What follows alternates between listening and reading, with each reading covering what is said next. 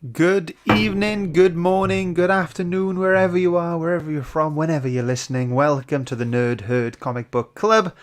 My name is Scott. I'm joined by Shane. Ahoy, hoy, ho. And I'm joined by Phil. Ho, ho, ho.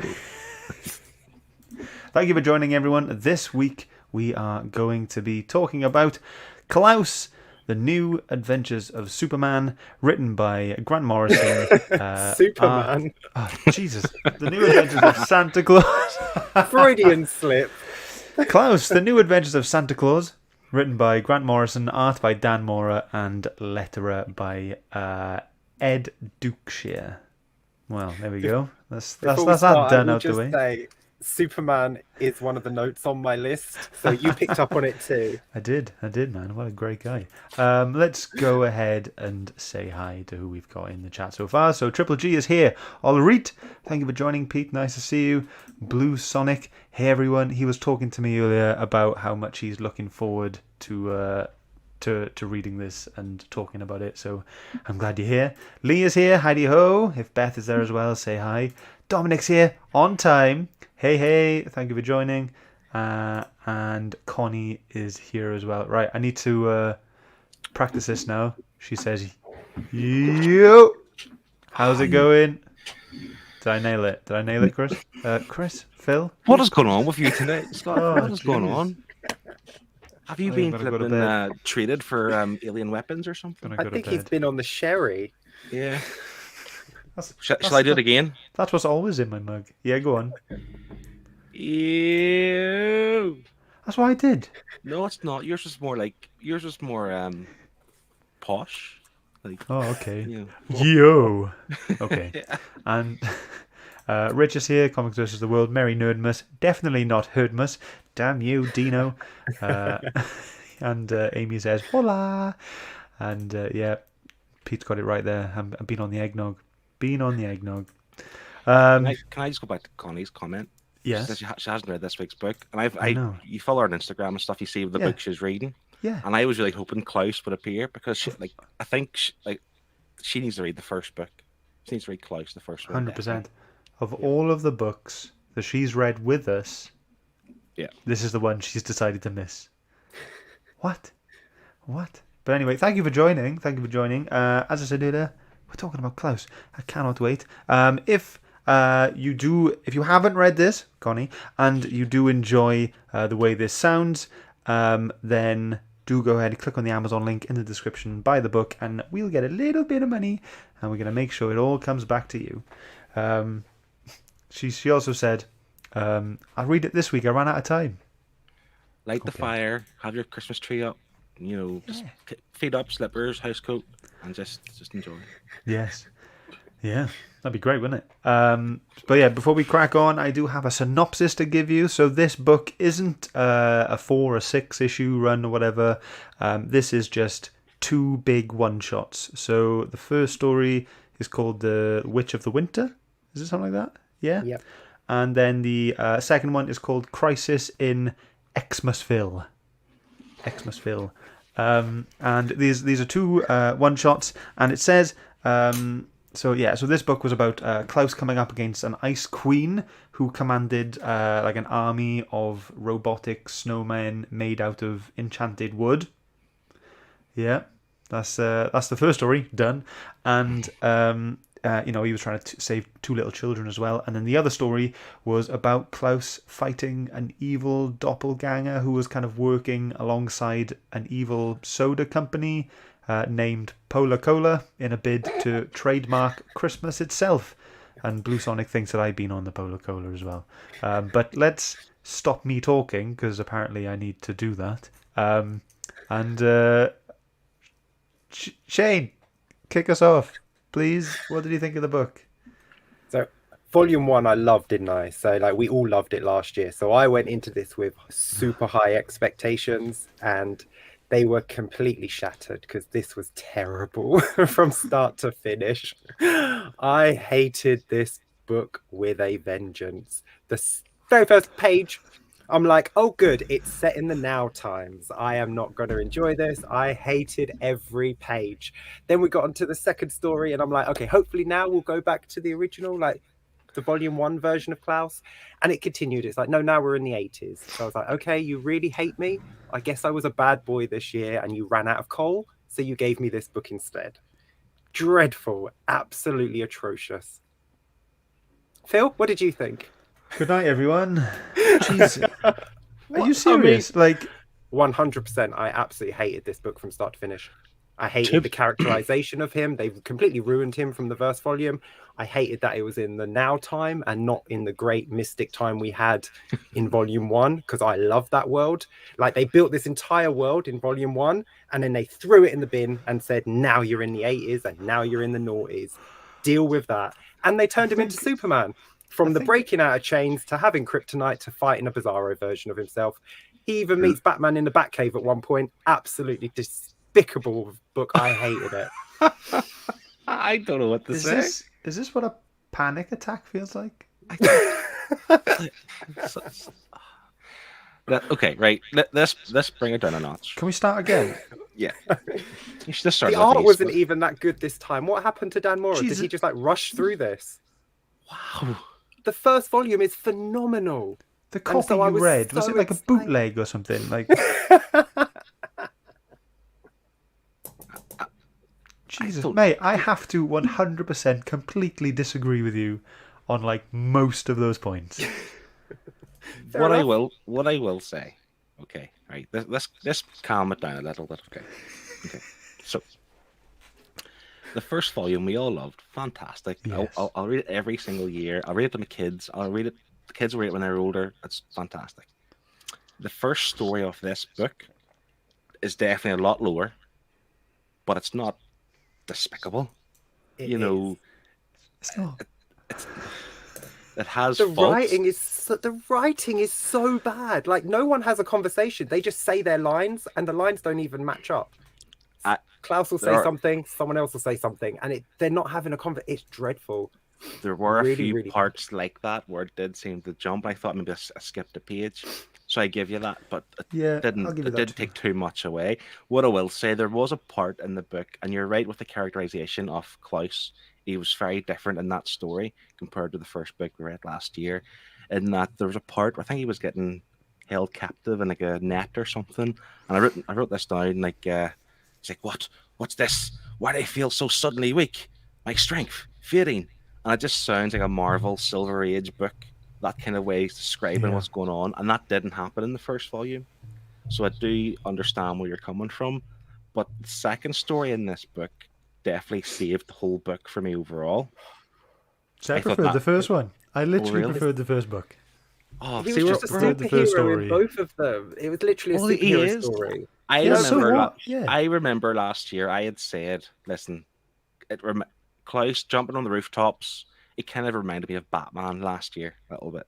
So there's no doubt that Grant Morrison's probably taken inspiration from Batman, and obviously Lobo's in this book. But I mean, the dark version of Klaus is Lobo. We get this, right? So I understand the comparisons and stuff you're mentioning, but it was still really good. Like, I thought the second story was fantastic. Like, in terms of one of the comments I remember last year was, Scott, you'd never read Grant Morrison, and we were like, this is your first Grant Morrison book, but it's not a Grant Morrison book. This second story was very much a Grant Morrison book. Like, the stuff he was thinking of, you can kind of tell he's maybe ingested a few little things to get some sort of creative inspiration or whatever, you know. And that's prevalent in the second story, which I thought was fantastic. The first one did lack, but I'm not in Shane's corner one bit. I'm more up here. Shane's just like, no, despicable, disgusting. Jeez, I am so shocked because, you know, I think people know by now we've got our own little WhatsApp group, and you said you were looking forward to talking about this, Shane. And I was like, all right, okay. Yeah, apparently you were looking forward to absolutely slating the hell out of this book. Dean's here, everyone. Howdy, everyone. How you doing? Thank you for joining. Okay, and Lee is saying as well, he goes, I mean, it definitely wasn't as good as the first volume, but damn, Shane. Jeez. The first volume set the bar too high. The first volume was phenomenal. So I went in there expecting at least like a couple runs down the ladder for the second volume. I wasn't expecting you to be on the ground, digging a hole and getting even deeper. Do you know what I mean? I was expecting decent, like more than decent. I was expecting good. After getting great, I will accept good because it's all in the same universe. This just felt completely disjointed. I didn't like anything about any of these stories whatsoever. I was disappointed myself because I loved the first volume so much. I truly am disappointed that I didn't like this book because I was really excited. I sat down, I had my coffee, I got all comfy. I'm like, yeah, it's Klaus time, baby. And then I opened it and I went, oh. And that was me throughout the entire book. I was just like, I think Scott and I are a wee bit flabbergasted. That's exactly the word, flabbergasted. I am. Like, it's not that you didn't like it. It's like, from what the way you're describing it early on, is like, I feel like you're going to rate Slayer higher than this already. And I'm just thinking, at least Slayer was fun, like Slayer had some redeeming qualities. This had nothing. This had nothing to offer at all. What about the story where he was going on Dancer, on Dixon, on Prancer? That was fantastic. That was such a cool scene. It was just his wolves, and he was just naming them after reindeer. It was like, yeah, but it's wolves instead of it. Just even him on his sleigh wasn't as exciting as it was in the first book. Him on that sleigh in the first book, you're like, oh, look at that. And in this, it was just color and distraction and blurs, and it's like, I think you need to read this again. Were you in a bad do it mood, again, Shane? mate. Just, I don't know. This really upset me because I was so looking forward to it, and now I'm really not looking forward to volume 3 when we get to that, and that's a real shame. Folks, we're going to reschedule for tomorrow night. Shane's going to go away, calm down a little bit, maybe, and just take his time reading it again and really think about it. Shane, you've honestly knocked me for 6. I've just forgotten everything I want to talk about, and I'm just absolutely gone. But okay, so there are people that are agreeing with you, and I'm not agreeing with you. Plutonic, he said, he's read volume 1 and it went into this the next day and didn't feel it was that much of a drop in quality. Oh, okay, maybe he's not feeling like you then. So I read volume 1 again on Monday morning. I read the whole thing back to back, and then I read this one yesterday, and I don't think it dropped that much. Like you read them too close together, so you still had the good feelings of volume 1 in your head. That's what happened. I read it all today. The first book and these 2 stories. And there's maybe an element of truth to that. Yeah, but I mean, I'm able to pick out the faults of some of the stories, but I'm not going to say it's the worst book I've ever read. It's despicable. I've never heard you describe a book as despicable, which worries me. It's because it was so insulting. I love Christmas so much, so it was so insulting to Christmas that I think it just it hurt me to the core to read this amazing character brought down to this level, and it literally hurt me as I was reading it. Did you not get a present from you wanted one year from Santa or something? What's rattled your sack this week?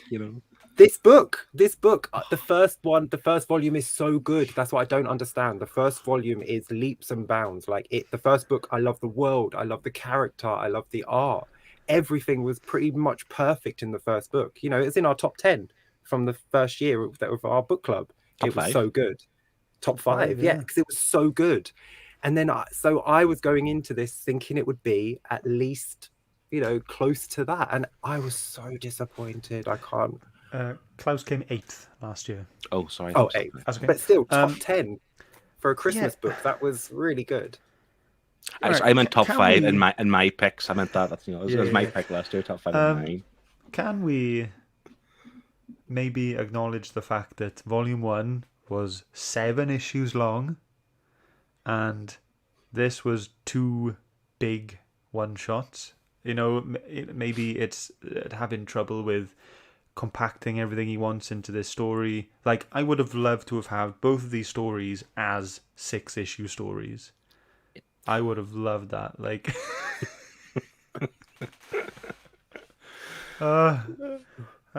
don't want to say anything anymore. This is the thing. We're a quarter of a way in the show, and I think we're lost for words.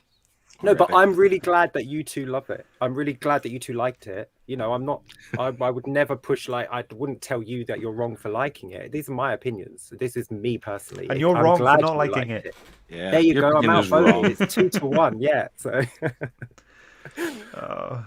but I'm so glad you liked it because I know how excited you both were to read it because I was there with you. Yeah, I think only because it's got gold gilded on the thing. That's literally it. No, So shiny. I feel like we'll move on to the art because you've mentioned the art and you said it wasn't as good. Like it was rushed. I don't see that. For the first story, I very much seen identical art to the first book. It was the second story. The first half of the second story. I didn't even know it was Dan Mora for the first half. I thought the same thing. So Christmas and Xmasville, it looks like a different artist, but I think it's maybe a different colorist. Like it's very different. It looks different. But I think so. Pencils. Santa looks like Klaus looks like Red Hood when you first see him appear. Jason Todd standing there in front of what was her name? Kate. Yeah. Like I thought the art was absolutely spot on. I mean, for this book, Dan Mora was nominated Best Penciler and Inker in 2017 for an Eisner Award. He was nominated, but so it definitely shows that it's done well, you know, like, and obviously we all know that Dan Mora is my favorite artist, and so obviously I think I'm gonna be slightly biased there, but it is, you know, it's so clean the way he draws, and I've always loved that. And I just don't know what else to say. But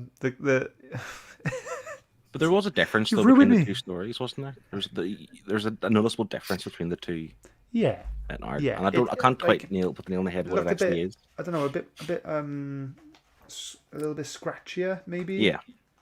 That's why I thought it was maybe a different artist, but the story definitely says Dan Mora on both. But you're right, there's a lot more kind of cross hatching or whatever it's called, but then when I got to that book, I did have to go back. I was like, is Dan Mora the only artist in this book? So like, I went back to make sure, and I was like, I don't understand. This doesn't look anything like his art.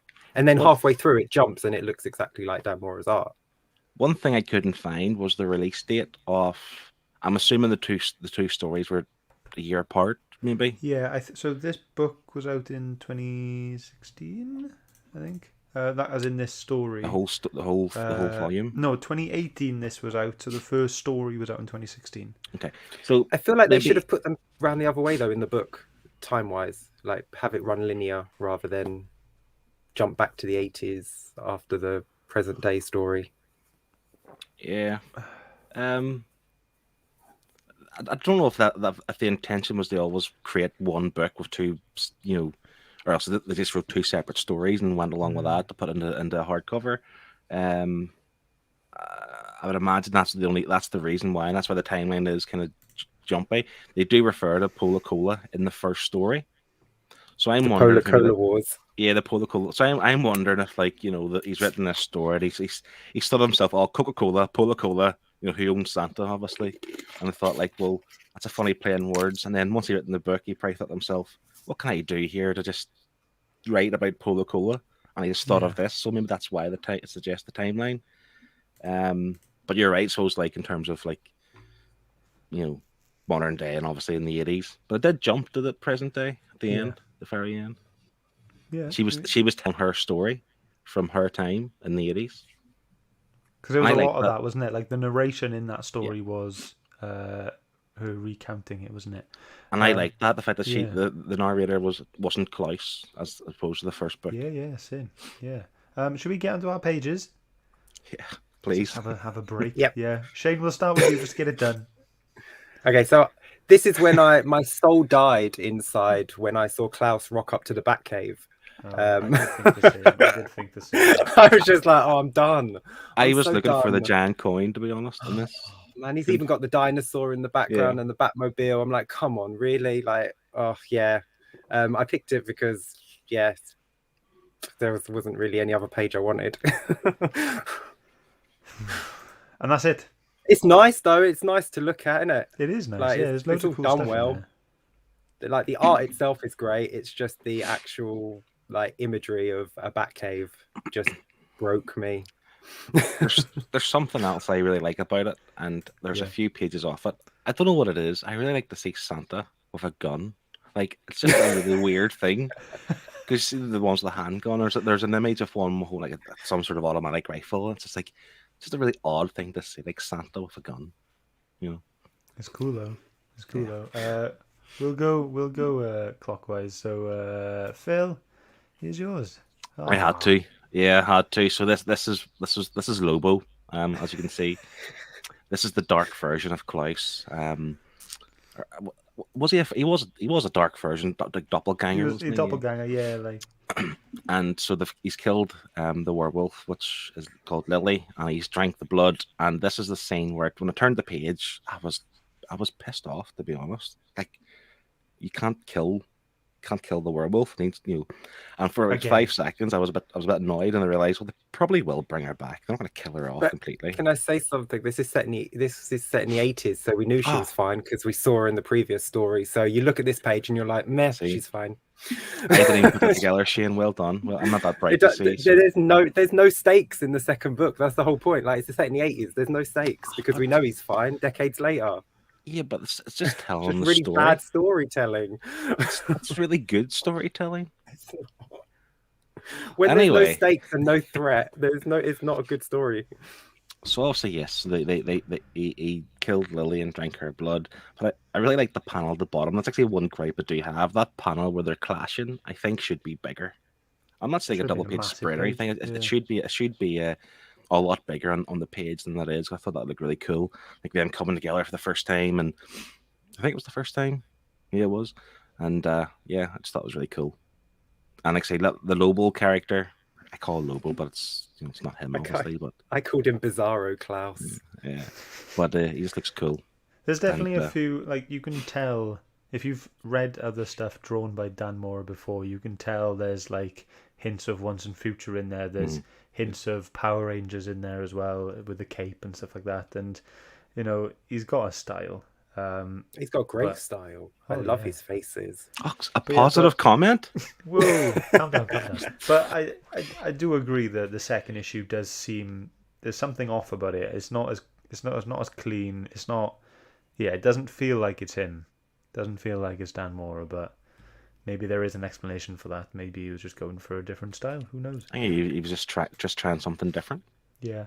We'll do mine, and then we'll go back on some comments then. So here is mine. This was probably my favourite part of the whole story. So this is in the first story where he, he's struggling against the White Witch, and he says, "All I need is one word," and he says the word "awaken," and then all of these like wooden Santa Clauses from other, regions and areas and times that he had to create to kind of fill in for him, and then they all kind of animate and they just get ready to fight. And I just love that kind of just all of the poses on them, just the group of them, and it just looks really cool. And this was definitely it was an exciting moment for me to see that, and I felt it, and I really enjoyed that. And it just looks great. All the designs of them as well. The guy in the front in the green, that's the Ghost of Christmas Present, isn't it? From A Christmas Carol. That's what he always looks like. Don't think so. Like the one in the green, the one with the 6-pack and the big chunky kind of packs. Yeah, no, they were all obviously named. Like he was called. He was the only one I recognized the name of. He was called Father Christmas on his wee statue. Yeah. I don't know what the other ones were called. Maybe they're like kind of Norwegian names or something. They're all so different. He was called Father Christmas. The one front left, he's called Santa Claus. The topless one, he's called Moose Guerrilla or Guerrilla.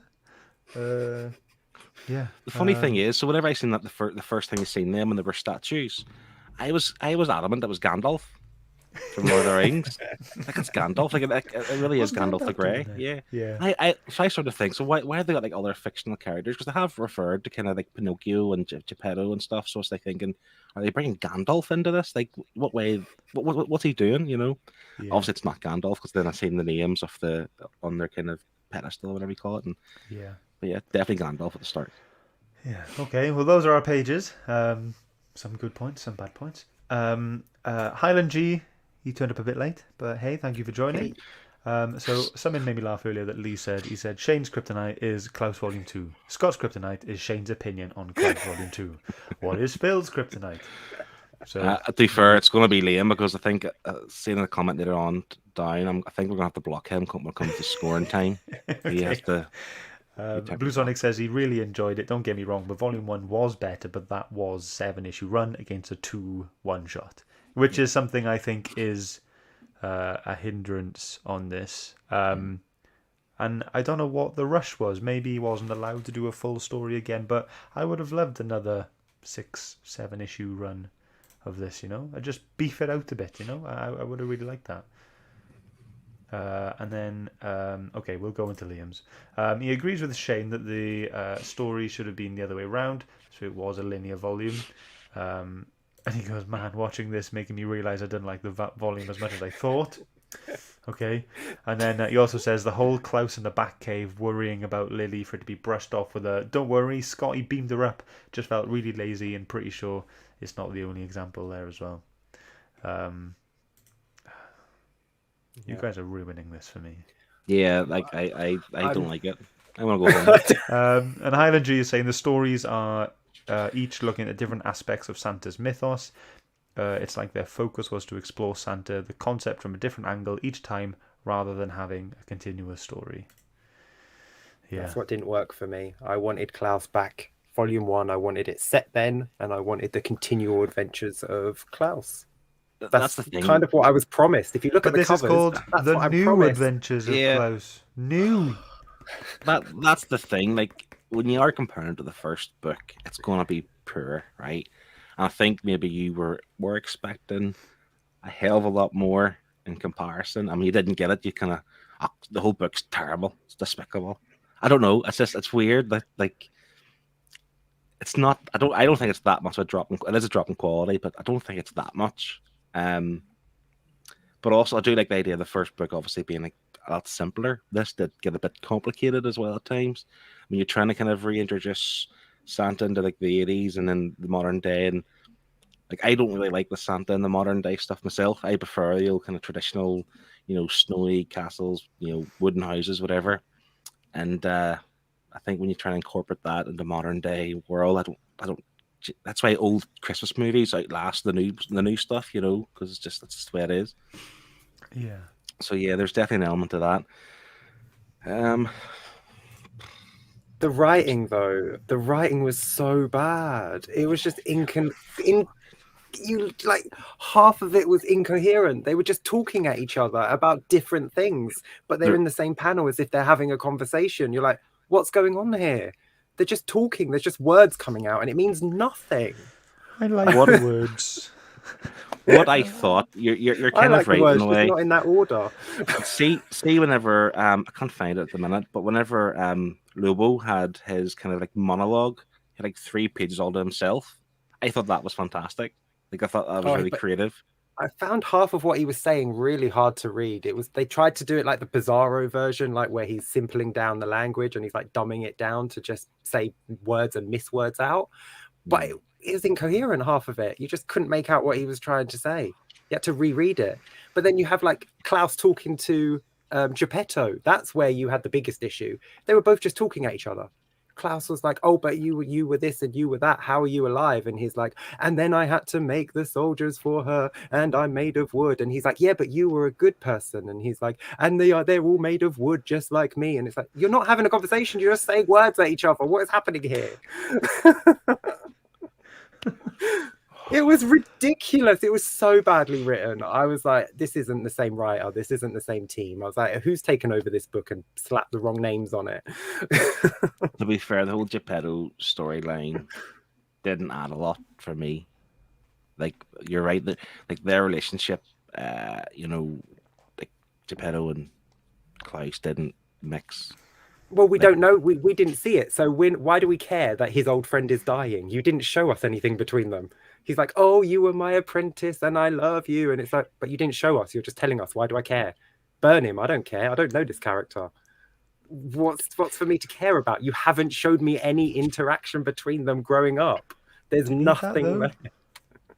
Well, if you're going to make it out like it's super duper sad that he's dying in his arms, I want some connection between the characters, not a throwaway line. That's one of the reasons why the one shot is to its own detriment. The fact that like Geppetto's obviously made from enchanted wood now himself, and the fact that they hold like a torch to him, he melts and it reduces his years. But they explain that very quickly.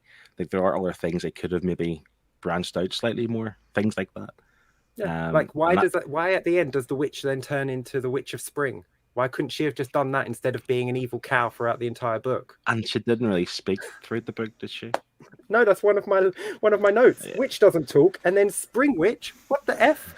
What? She just becomes the Spring Witch. What?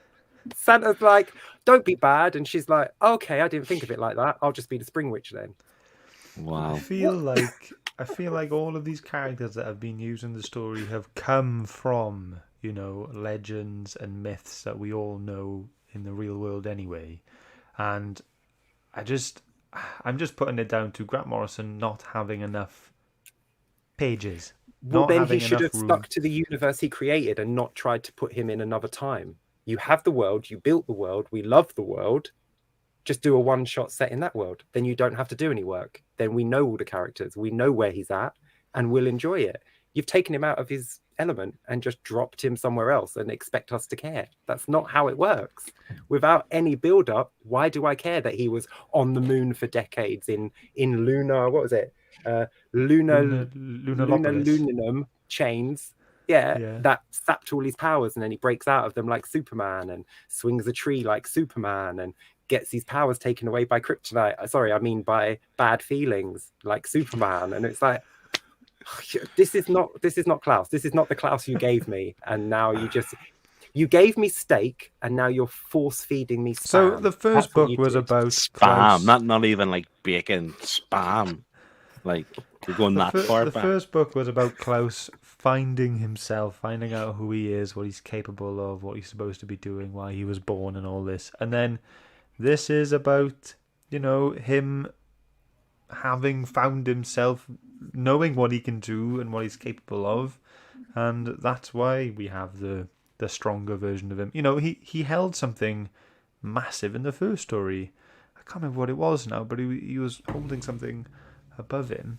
But you know, like this is just a character development. This is we you know, he's aged a lot. He knows what he's capable of. We're learning now. We're seeing now what he's capable of, and I think it's a good book. But don't forget, Shane. At the end of the first volume, his wife grew old and died. You know, the sons, or the Jonas, the son, he grew older, and he set off on his way for new adventures. Yeah, so it was coming. Which is what this book should have been. This is a new adventure. This just happens to be a couple thousand or whatever years in the future. Like that's okay. And there's space aliens, and no, don't get me in. Don't get me started on the space aliens. Go ahead, Shane, take it away. The space aliens, tell us what you think. God. Don't hold back or anything. Like, just let go. Don't worry about us. Just go. I don't really fancy talking tonight anyway, so. Yeah. So you've got the CEO of the Polar Cola Corporation who wants the monopoly on Xmas. He wants to take religion out of it. He doesn't want the Christ. He wants the X. So he wants Xmas. So he decides the best way to do that is to feed children to aliens to get some weapons from the aliens. That was brilliant for world domination. Yeah, but he doesn't want world domination. He just wants the monopoly on Christmas. He doesn't want the world. He just wants people to celebrate his holiday instead of Christmas. And the best way to do that is by shooting people in the face and nicking their kids. Smart. It's not real. It's fictional. It's a story. it's okay. Like when I first read that sentence, like we're trading children in exchange for alien weapons, like that for me, that's Grant Morrison, right? That he just thinks of something wacky in his head and starts writing things down and just goes over that. Doesn't really go back to think it over. He just does it. And what are the chances that the aliens just happen to be a bizarro version of Klaus? No, there was other aliens. Oh those little ones in the bottom. Yeah. Oh yeah. They didn't have a big prominent role, to be fair, in the story. Not really, anyway. But listen, there are obviously a few things we could pick at, not to your extremes, I don't think. There was something I noted down. We're way past it now. I'll just mention it. In the first story, when the father who came in dressed as Father Christmas with the presents, knows his kids are missing, and some sort of big gust or whatever is brought in Claus, I'll help you find your children. The first thing he says is like, how do you really deliver presents all around the world in one night? Like that shouldn't be his first thought. So that did start off quite weird. I was like, well, this is going to be bad just based on that. It got better, there's no question. But yeah, I have a question. Yeah, but that was the point of that line. I think was the fact that because he said, "Oh, I don't have the time. I had to create other Santas," and then that's where we see all the other Santas as the statues later on. So I feel like there is method in the madness. Can we read some comments? Yeah, we'll do that. Please. So Highland G, he says he enjoyed the Polar Cola story more than the Winter Witch story. The main thing that threw him was Klaus coming in at the start asking for help. Then the man offers to join him, but Klaus knocks him out. Yeah. Okay. Yeah. Chris as well, he says, if I know anything about Morrison, this book, like all of his books, are exactly how he wants them. If they are 2 pages or 400 pages, sometimes it hits, sometimes not. But in his head, it's exactly as it should be. And I guess it's the kind of thing like, well, this is how I want to see it. If you can't see it my way, then whatever. Like he's happy with it, and I guess that's he's the one telling the story. He's telling the story he wants to tell. Yeah. Yeah. And then Lee says it did very much feel like Grant Morrison had actual plans for Volume 2, but for whatever reason wasn't allowed to do another 6 or 7 issue run, so knocked these out with intentional gaps and questions. There was one thing I liked at the start of the first story where he was talking about other things that he had gone off and done. So I'm really hoping that they kind of get expanded on in the 3rd volume, or if they ever do any more in the future. But I do hope that kind of stuff gets expanded on. But it's also cool to kind of know that he's done other stuff, and then just with a quick line, he just went, I did this, and straight away I'm imagining how that whole scenario kind of played out. I think there was a bit much of that though, because they constantly mentioned the lunar civil war. Like in both of the stories, they mention it, and you're like, well, show it. That sounds more interesting than both of these put together. Show me that. Well, we haven't read Volume 3. Maybe that's what Volume 3 is. And I kind of hope it is. I'm going into this thinking, I'm hoping there's some sort of... the story is about the Lunar Civil War, to be honest. That's why I want to see more now, because they can't mention it in 2 stories and then not give us it at some stage. That, or I want the story of Kate in 1935 and how she got that pop gun. Yeah. Yeah. There's lots of things that you'd like to see expanded on, and I like that. Yeah. He's given himself all this room to expand if he's given the opportunity to as well. The thing too about I always like whenever things come round again. So what I mean by that is so they referred to the imagination, like they were removing the kids' imagination. Yeah. At highlight of their power or whatever it was. But then at the end, whenever you see Kate at her book signing, she basically says she has no imagination. This is not a fictional story. As in, where I don't have imagination, so I'm telling the truth as I seen it or as I know it. I thought that was quite cool that it comes around that way again. And I do like to see more of the people, not just Klaus, like Kate and so on, or not Kate. No, they're both called Kate. The granny was called Kate. What was the other girl called? I can't remember what the girl was called. I didn't write her name down. That's who I was referring to when I called her Kate. But I would like to see more of Kate as well. And then obviously, maybe some of the kids again here and see more of their kind of story too, maybe involving Klaus. I don't know. In the first story, the little girl with the magic ice pendant, where'd that come from? What was that about? Who knew that was magic? Obviously the witch gave her it. So she's just in her boat in a backpack. No, it was her mother's. Why did her mother have an enchanted icicle necklace that she gave the little girl? What are you on about? The little girl that gets taken at the beginning in the first book. I know what you're on about, but what are you on about? She's got a pendant. It's a snowflake round her neck. She says, "Oh, it'll bring us luck." And then all of a sudden, it's super duper magic and strips Klaus of his powers. Go on, have a quick flick. Am I the only one that read this book? This is the thing. Like that plan was like years in the making. You remember abducting those kids at that time, at that right moment. That was all planned out.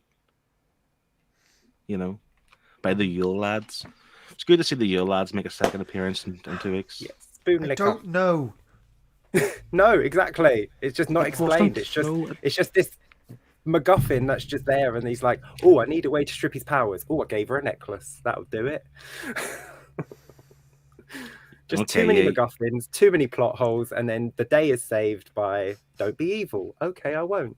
I'm so disappointed. Why am I getting persuaded by Shane to not like this book? I'm disappointed. This is a first, I think, for all of us. Can we just sit here for the next 5 minutes, just quiet? Can I honestly say, though, I can honestly say I've not looked forward to reading a book as much as I have volume 2 of this. Like, all the volume 2s we've done, this is the one I've looked forward to reading to the most. There you go. And so that's what's wrong. Overhyped it for yourself. Yeah, I think you've overhyped it. Well, no, volume 1 overhyped it. I'm not saying you would have enjoyed it if you didn't overhype it. I don't know, like, you know, if you were expecting a little bit less, you might have. Maybe had I read this first and then read volume 1, you know, like, because you can read it out of time now. It doesn't matter because they've completely screwed up the timeline. Do what you want. Read whatever issue you want. Don't bother. Skip that one. Read that one. It don't matter, does it? Because it's all bit of nothingness. So if I'd have read this one first, maybe I would have enjoyed it, but I didn't. So there you go. Next one set in 2055, and he's got lasers. Woo! Ugh. I'm done. I'm out. I hope, listen, for our viewers and people who watch this after, obviously, you know, you have the Nerd Herd or the Herd's Choice in a few weeks. I'm hoping somebody picks volume 3 Me too. just to have you read it. If I have to read 2 of these books in a month, I want you Christmas. if it does get picked, I want you to go back and read from the very start again. Just get in a better mood. Volume 2? I'll read volume 1 again. All of it. Skip just reread it all. So somebody pick volume 3, please, for her. Not somebody pick. Everybody pick. Yeah. Volume 3. Just have a whole wheel of Klaus volume 3. Yes. Please. But you know what? I've really looked forward to speaking about this today. It's not been the best week for me, but I love this book so much. It made me very happy yesterday, this book, and I was really looking forward to talking about this today, and I am just gutted. I'm so sorry, but I'm glad you enjoyed it. I'm glad you enjoyed it. We should have let me go first because Shane set the tone straight away. That was the tone of the show, and we haven't been able to kind of bring it back up. Reel again, it back. You know? Reel it back. Well, if the book was good, you would be able to bring it back, but you didn't.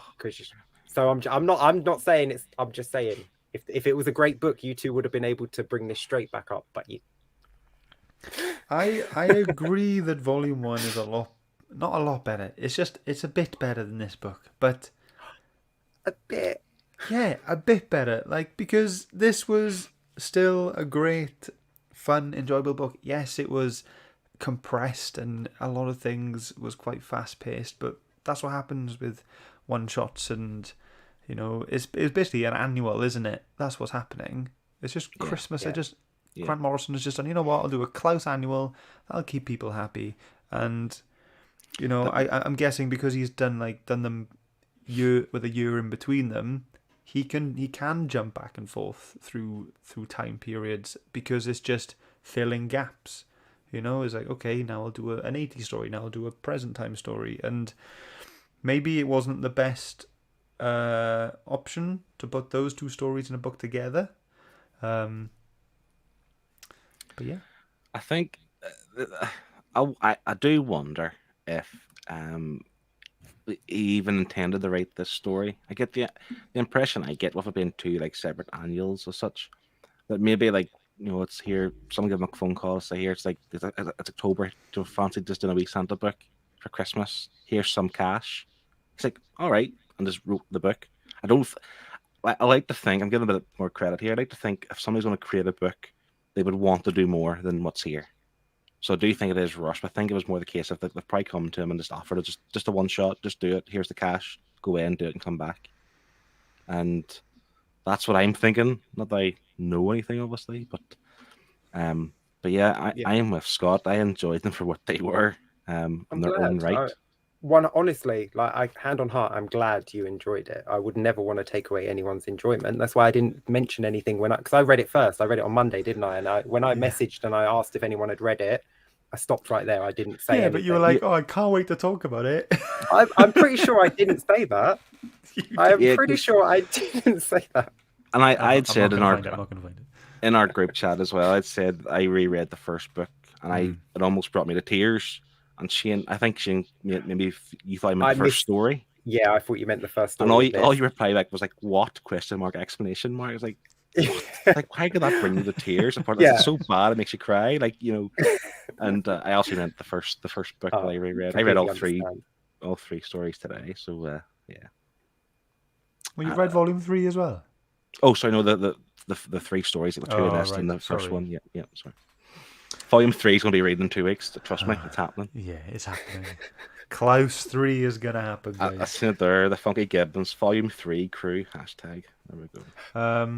Highland G has put up a comment just saying book 3 is a one-shot and a calendar for those interested.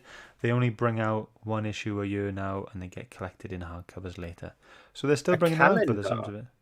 Yeah, what does that mean? What do you mean? Is it just a Klaus calendar? Like you open it and it's just a calendar. Sexy poses of sexy Klaus. Yeah.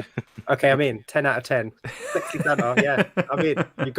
That's how you get me. Oh, okay. Can I just say as well that the Father Frost character that you thought was Batman, I thought he was quite a handsome chap. He's sitting there on his kind of like leather. They were all very handsome. They were from Scott's picture, like all the different Santa Clauses, very handsome chap. But even the Gandalf looking character. Well, no, not the Gandalf one.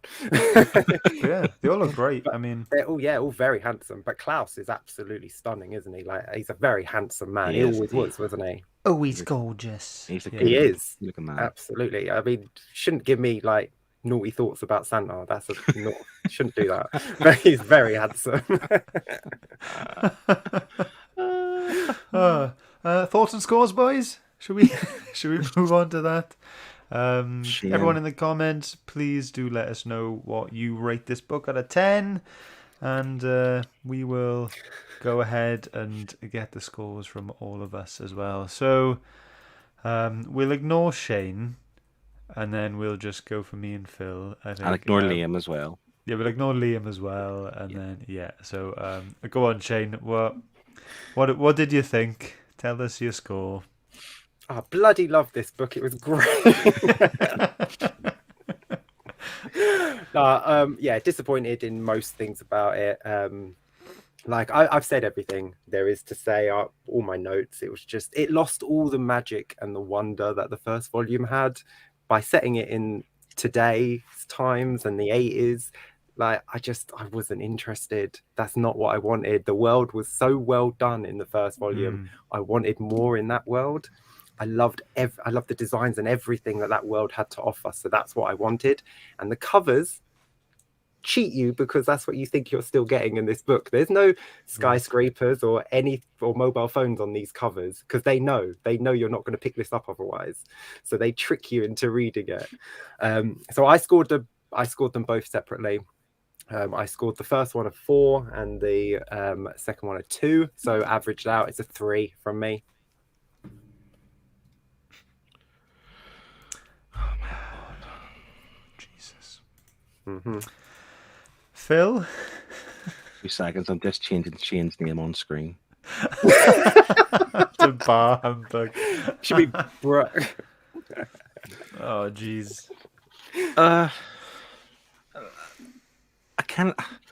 I agree with some of Shane's points. There's no question. Like he wrote, like what's the magic and the wonder from the first book. You're right. This wasn't as magical and as wonderful as the first book.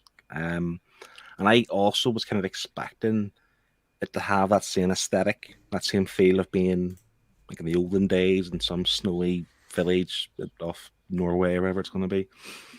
So, and we didn't get that, obviously. I don't, like I said before, I don't like the kind of Santa in modern day times. Don't think it works. It's like even the movies, it doesn't work for me. I prefer the old traditional styles. When I say old, I don't mean like, the year 500. I'm talking about the 1950s or something, you know, like that old, you know. But obviously this was obviously set in more modern days. The two stories were very different. I did think of the first story, the Witch of Winter. I did think Klaus was written quite poorly in terms of he seemed a bit weaker, like not as cool and not as kind of like he knew the score and what was happening. He wasn't in control, if you know what I mean. But also the kind of witch didn't really speak apart until she transformed into the Spring Witch, as Shane called her. The second story I thought was fantastic and definitely saved this overall volume in terms of a more respectable score. And I loved it. I thought it was fantastic. The second book, the second story, and that for me is Grant Morrison, and I wanted more of it. And I'm hoping Volume 3 delivers something along those same lines. There's nothing else I could say apart from I think Shane's score 3 is really bad. I want to give us a 10 to kind of make up for it, but I'm not going to do that because it's not a 10. It's not anywhere near as good as the first book. What do I score this here? Let me think strategically. How do I score this to kind of work out Shane's? In all fairness, the second story I give an 8, and the first story I give a 6 in my head. So I'm going to average it out. I'm going to give I'm going to go one more. 7.5. 7.5. 7.5. That's what. Well, I did go up a point. I will tell you, I did go up a point after our discussion. So you did get it up a whole point, guys. You were going to give it a 2. I've got 2 on my notes. Shane, yeah. We need to have a word. This was never going to be a 2. Like in Doctor Strange, think of Christmas Carol last year. Like, you know. Yeah, but it's because of the lack of enjoyment and the disappointment. I mean, it's like waking up on Christmas morning and there's not coal in your house. You know, your house is on fire. That's what it was. There was nothing. I think it did miss a beat in terms of it. It didn't really touch on the joy as much. Like in the first book, the children getting the toys and overcoming all that. So that's something else to add. You don't get that element of joy in this book as much as the first. So fair play. Okay, so Liam's given us quite a lengthy comment here. So he says, I came into this episode with a 7 or a 7.5 in mind. As I've said, the discussion has pushed it down. However, I still enjoyed it. And when you distance them from the first volume and look at them as the spin-off one-shots that they are, and then they're still good little stories, writing was a bit lazy at times, but otherwise it wasn't bad. So I'm going to go with a 6 out of 10. So that's what he's gone for. Highland G, I'm going with a 7. It's still a fun book, and I enjoyed the wild stories with fun art. Not as good as book 1. Blue Sonic, I really enjoyed it, but as I said earlier, it wasn't as good as the first volume. I do wish they continued the original story, but I still liked it for what it was, for what it is. I'm going to give this 7.5. And Dominic, he's not giving it a score. He just says, I think this was the first episode that had such divided thoughts. Makes me want to read it myself. Okay. Read it. I reckon this titled everybody, to be honest. The first book and the second. Okay, so time for my score. I came into this episode really excited and looking forward to talking about it, and because it just made me feel very happy and warm, and I don't know, I just enjoyed it a lot. Yeah, it's not as good as Volume 1, but this I think was just a really fun way to explore the kind of adventures that Klaus could go on and what he has been on, and I think it's just a really clever way to just expand the character and what he can do and what he can get up to. It is just, everything is just slightly down a notch from the last book. I don't understand why the art was like it was in the second story, but in the first story it was exactly how I wanted it, and I loved it. It was just clean and everything was just really nice. Overall, really fun story. I'm really glad I read it, and I cannot wait to read the next one in 2 weeks because everyone's going to vote for it. And I think I'm going to I'm going to stick with my guns. I've had this thought in my head all day. It's an 8. That's what I'm having. Nice.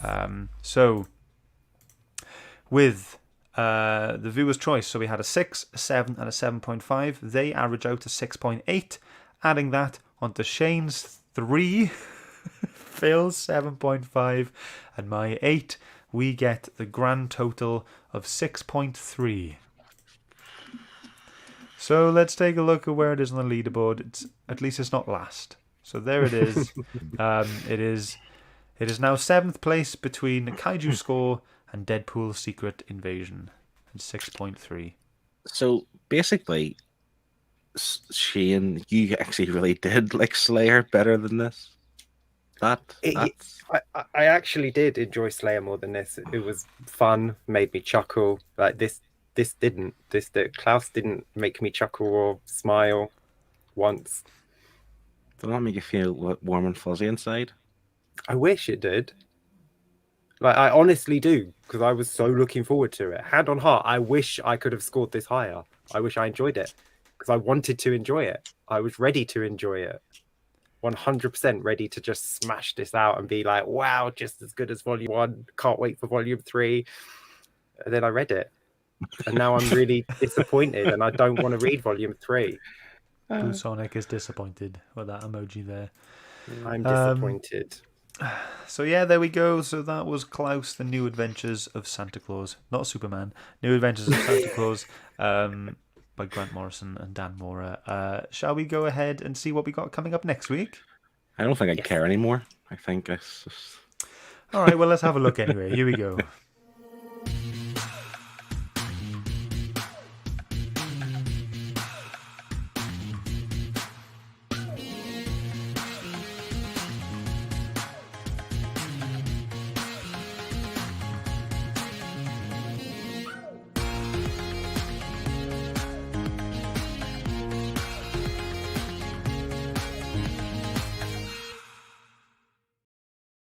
So that's what we'll be reading next week, and that is Philip's choice. Bite-sized is his choice, and it looks like a little fun book. Should be quite good. Who knows anymore? What's fun these days? Who knows? Maybe we won't do Christmas month next year. But guys, do remember that next week we will need you to vote for Herd's choice, and we're really hoping that you stick with a Christmas theme to kind of keep in the Christmas month. You don't have to. Obviously, it is whatever you want, but you can choose anything you want, but we would like it to be Christmas related. Yeah, I mean, if you want to pick like a slasher horror book the week before Christmas, that just shows us all 3 days know about before you. Christmas. Yeah. That's when we'll be talking about it. But yes, so yeah, that's it from us. Does anyone want to give an update on their channel? What's coming up, Shane? My quiz is still live with a viewer competition, Dawn of Comics Quiz Night 14. If you head over, you can enter the viewer competition. That's still live for 2 more weeks. Great. Yeah, Dawn of Comics Quiz Night. Sweet. Philip? No? Cool. Yeah. Nothing there. Nothing. And like I've been saying for the last few weeks myself, I recorded a whole video the other day. It's probably the most I've ever bought. It was a huge stack. It was like, it literally filled the screen, probably like here. It was massive, full of singles, paperbacks, hardbacks, and pops as well. So if any of that interests you, do go ahead to my channel, Scott Shelf, and have a look at that. But I think now it is time for us to get the, I think, my saddest wave out ever. Mm-hmm. It's a big FU we have to see in. Do you want? I don't care. Here's my wave. Bye, everyone. Thank you for joining, and we will see you next week. Have a good one. See ya. Bye. Bye, everyone. Love you.